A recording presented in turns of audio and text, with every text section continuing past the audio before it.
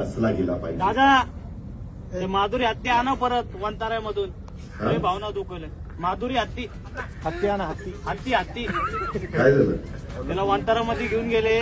ते कोल्हापूरची हत्ती आहे. लोकांची लय भावना दुखवली हत्तीमुळे. अरे माधुरी हत्तीचं हत्तीच म्हणलो की त्या माधुरी हत्तीच्या बद्दल सुप्रीम कोर्टाने निकाल दिला आहे. आपण संविधान कायद्याने देश चालवतो. तुला आठवत असेल माग आपल्या आता ही हत्ती त्याच्यामध्ये कायदा सुरू केलाय. शेवटी तुम्हाला मला जसा जगण्याचा अधिकार आहे तसा पक्ष्यांनाही जगण्याचा अधिकार आहे, प्राण्यांनाही जगण्याचा अधिकार आहे. त्या प्रकारे त्या हत्तीणीचं झालं आणि म्हणून ती गेली. बाबा लय शेजला हत्तीणीचं लागलंय बाबा.